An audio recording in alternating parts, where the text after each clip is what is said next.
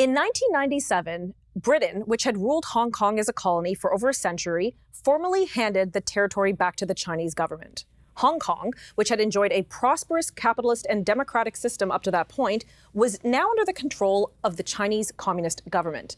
But all would be okay for the people of Hong Kong, so they were told. The Chinese signed a 50-year treaty with the UK to retain civil rights and promised a one country, two systems form of governance. But that came to a screeching halt when in April 2019, China put forth a bill that would allow extraditions to mainland China. By June, streets erupted with protests against the Chinese government and this new bill, and we witnessed violence which, for many, brought back memories of Tiananmen Square. The bill was withdrawn by September, but pro-democracy protests continued. Since COVID started in late December, however, we seem to have forgotten all about Hong Kong. Understandably so. The world was battling a pandemic, and China, it seemed, was very distracted trying to contain the outbreak where it started. But not distracted enough. On June 30th, China passed a law with no notice. This new law gives the Chinese Communist government sweeping powers to clamp down on the protests and any actions against the Chinese government. If you express or induce hatred against the Chinese government, you could be jailed for life. And shockingly, this includes former citizens of Hong Kong who now live elsewhere, like in Canada, for example. Protesters in Canada can never go back to Hong Kong or they can face life in prison. And then there are allegations of China using covert harassment and intimidation against protesters here in Canada as well. And allegations of the Chinese government engaging in espionage and undermining our cybersecurity. The list goes on and on. Joining me now to help unpack what is going on with China and how it affects Canada is David Mulroney, Distinguished Fellow at the University of Toronto's Munk School of Global Affairs and Public Policy and Canada's former ambassador to China. Thank you so much for joining me today, David. I appreciate your time. Great to be with you, Tanya. So I find this new anti-sedition law, which passed in June, deeply troubling. Am I wrong? Am I the only one who's freaking out over here? No, you're absolutely right to be troubled. And this is a process that's been going on for some time. China has, for the last 20 years, been attempting to undermine its promises of one country, two systems. They tried to introduce this bill, almost 17 years ago. And the protests were such that they failed. Now it's come with a vengeance, and it's everything that you say and more, because it's very vague. It's potentially very broad in its scope. And it also allows China's laws to finally penetrate the system in Hong Kong and makes people in Hong Kong, and indeed, as you indicated, people around the world subject to laws that are very much like the laws in China itself. So how does the new law practically impact the people of Hong Kong, like on a minute level? Is this truly the end of freedom? It's yes, in many ways. So, for example, in the recent days, we've had primary elections in Hong Kong by the opposition parties. This is a way, because there are many, many segments and factions within the opposition parties to try to identify early on, in advance of legislative elections in September, candidates that everybody can agree on. The government has already indicated, and Chinese officials have indicated, Chinese officials stationed in Hong Kong, that this could contravene the act. Why is that? Well, they said the opposition might try to, not pass the budget, or might try to defeat legislation. Well, that's precisely what opposition groups do. Right. So it's being used in this sense in a really strange way. It could apply to advertising, to media work, and it could apply to you and me in terms of what we say about Hong Kong and its relationship to China. It's very, very broad. And one of the things you're noticing is that when officials talk about it, they say, this could happen, this might happen. And what they're trying to do is so intimidate you that you become very conservative, and you're so afraid that this act is going to apply to you that you really anticipate things that weren't even intended in the act. So they get you to self-censor. Wow. You mentioned the form of the governance in Hong Kong we have a parliamentary democracy here in Canada. What kind of system of governance do they have in Hong Kong right now? So Hong Kong has a legislature. They have a chief executive who is appointed by Beijing, and they have a legislature that is made up of constituencies. So medical workers would have a representative appointed, and some elected members. And gradually, what's supposed to happen over time is that the elected part of the legislature is supposed to predominate, but the Chinese have Wow. been dragging their heels. My goodness. But Well, can we hold there that is thought a for a vibrant. moment, David? We're going to be back right after this commercial break.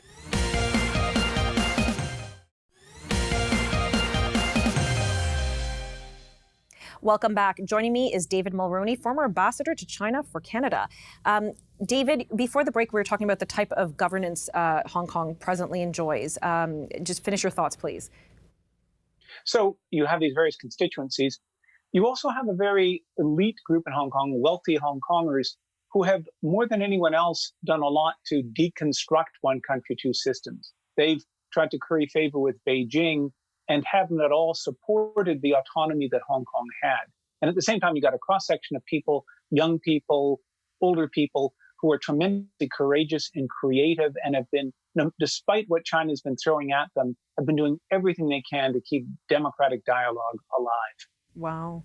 So what has been the international response to China passing or imposing, if I can use that phrase, imposing this new law? So the U.S. have moved very quickly on a couple of fronts. One, and related entirely to the fact that China seems to be ending one country, two systems. So the Americans have said that they will not allow special technology to be sold to Hong Kong that wouldn't be sold to China. They're ending that. They're also ending special trade concessions that they gave to Hong Kong because it was distinct from China, and they're saying it clearly isn't. And they've also passed legislation, although it's not clear who's targeted, saying that some people who have been responsible for attacks on democracy in Hong Kong will not be eligible for visas to the U.S. Oh, wow. Britain has created a special fast-track provision for Hong Kong people who may want to come and move to the UK. Canada has, as you know, canceled extradition to Hong Kong, and we're considering some kind of a visa or special expedited visa as well. And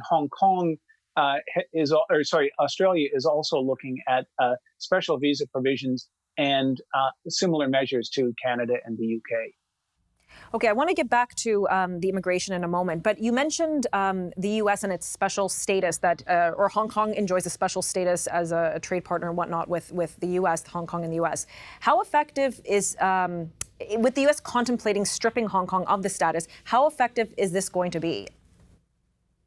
Well, Hong Kong is not the economic engine. It's not as important in relation to mainland China as it was in 1997. It's slowly, the rest of China has grown and caught up. And there's a lot of rivalry in China. Chinese cities like Shanghai resent Hong Kong because of everything that it has and all of its advantages.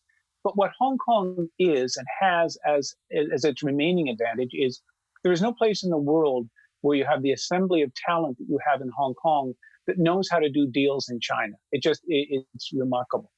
And that's what's at risk now, not just because of measures that the U.S. is taking, but because the U.S. and other countries have also warned their citizens that they may be liable, they may be found guilty under various provisions of the new national security law.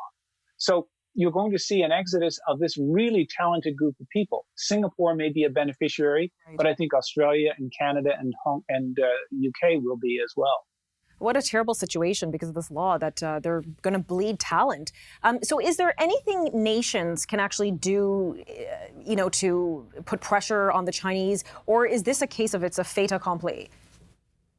I hate to be a pessimist, but I think it is a fait accompli. And I think that's the case because this is one of those issues for China. It's an issue of sovereignty. They were completely rattled by the demonstrations that you mentioned last year, where people took to the streets, they shut down the airports, they shut down the transportation system to protest China or Hong Kong and China's attempt to create an extradition to China. And by the way, the new national security law will allow people to be renditioned to China. If the case is considered serious enough, they will ship the people up to China to be tried there. So they're getting their own in. And but, sorry. Continue, please. Go ahead. But no, that basically the, you know, the folks in Hong Kong have shown tremendous courage. I think they're going to take this underground now. We may not see the massive demonstrations we've seen, but we'll see them finding other means of showing their discontent and their disapproval. Yes, China's not alone in the world as being a communist country, and I think history has shown us many, many examples of where people had to find creative ways to kind of express their freedoms and demand their freedoms. So who knows how that's going to manifest in the coming days in Hong Kong. But let's What's really interesting there, Tanya, just very briefly is... Pause for a second, because we're going to cut to a break, and then we're going to talk about this when we get back.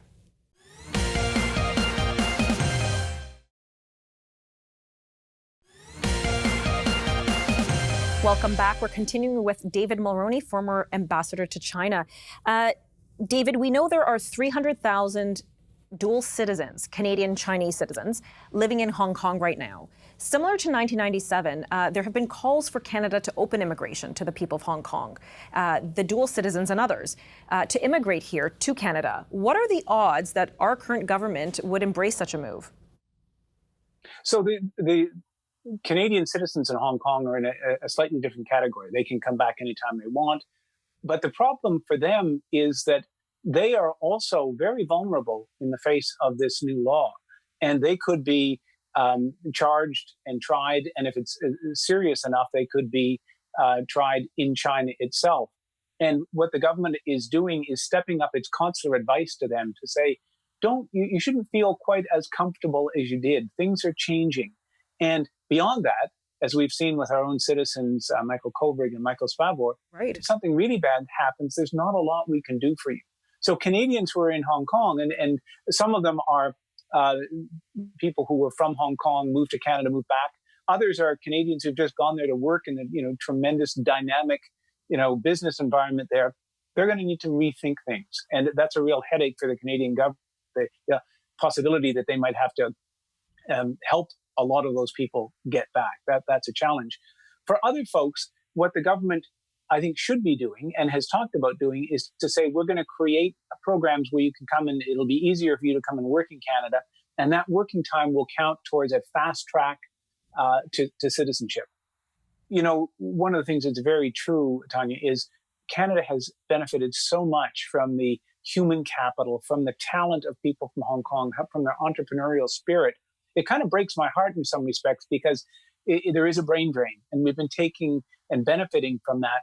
But now, with China doing what it's doing, I think it's really the only option, and we should be welcoming all these talented people. There'll probably be a lot of competition because the U.S., Australia, and the UK will also be looking for some of that Hong Kong talent. Kind of a different angle on this.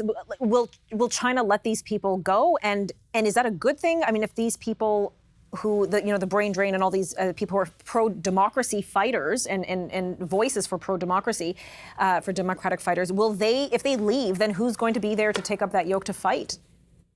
Well, that is an issue. Will China let them leave? That's a really interesting question because China has said it's very complicated in China when you talk about dual citizenship because they technically don't allow it. So you can't stop becoming a Chinese citizen until they say you have. So if you emigrate to Canada from China and become a Canadian, they can still treat you, and they tend to treat you as a Chinese person. I know when we'd find out from relatives in Canada when I was ambassador, they'd say, "Oh, my brother is in prison somewhere. There was a business dispute, and the foreigner always gets blamed." And strictly speaking, the Chinese were supposed to tell us. They inform us when they have a Canadian national, and they'd say, "Well, we didn't think he was a Canadian, so yeah, he's here." So that's another message we have to get out to dual nationals: be very careful because China can treat you as a Chinese citizen, no matter what passport you enter under, and that's tremendously unfair.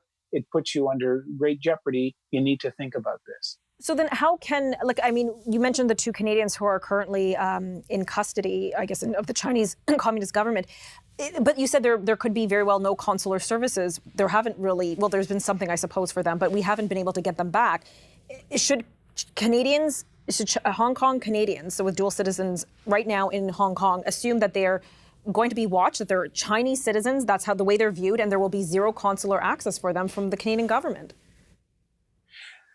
You know, Canada will do what it can, but they should understand life just got a lot riskier.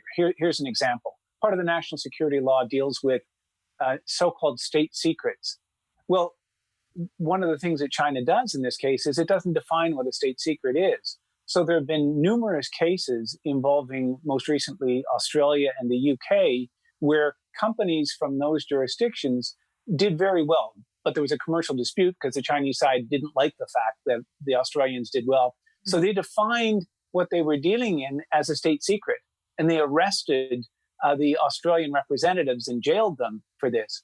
So if you're in a commercial dispute working in Hong Kong, someone could say, well, Tanya just, was dealing and she stole some state secrets. That's how they won the contract. And you're going to find yourself in a lot of trouble. And this is a very real concern. It used to not be a concern because Hong Kong was this oasis where these things didn't happen. Right. But the oasis is no more. And Hong Kong is now largely becoming another city of South China. Okay, I'm going to hold you there. We're going to take a quick commercial break. We'll be right back.